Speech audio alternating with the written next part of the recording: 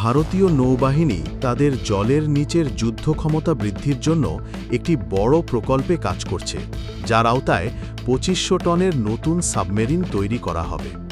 এখন প্রমাণিত SOV-500 নকশা ব্যবহার করে প্রকল্পটি দ্রুত সম্পন্ন করার সিদ্ধান্ত নেওয়া হয়েছে।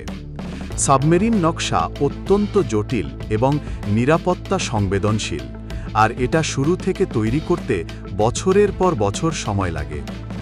SOV-500 এর মতো পূর্বে প্রত্যয়িত এবং নিরাপদ নকশা ব্যবহার করার অর্থ হল নৌবাহিনীর অংশীদাররা এখন দীর্ঘ নকশা যাচাইকরণের পর্যায় এড়িয়ে সরাসরি উৎপাদন প্রস্তুতির ওপর মনোনিবেশ করতে পারবে। পূর্বে তৈরি করা নকশা ব্যবহারের এই কৌশলটি ভারতের প্রতিরক্ষা স্বদেশীকরণ এবং সামুদ্রিক নিরাপত্তার জন্য বিভিন্ন দিক থেকে গুরুত্বপূর্ণ।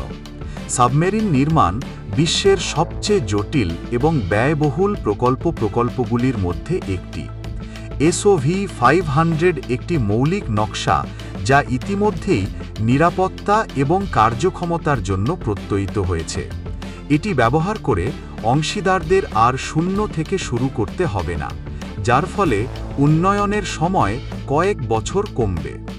২৫০০ টন ওজনের এই সাবমেরিন নৌবাহিনীর বহরে একটি উল্লেখযোগ্য শূন্যস্থান পূরণ করবে। এই সাবমেরিনটি কালভারি শ্রেণীর সাবমেরিনের চেয়ে বড় হবে, যার অর্থ এটি আরও বেশি অস্ত্র, আরও ভালো সেন্সর এবং সম্ভবত দীর্ঘ পরিসরের জন্য জ্বালানি বহন করতে সক্ষম হবে। উপরন্তু দেশীয় অস্ত্র ব্যবস্থা, সেন্সর এবং প্রপালশন সিস্টেমগুলি সহজেই ডিজাইনের ভিত্তির সাথে একীভূত করা যেতে পারে, যা এটিকে একটি উচ্চ ক্ষমতা সম্পন্ন সাবমেরিনে পরিণত করবে।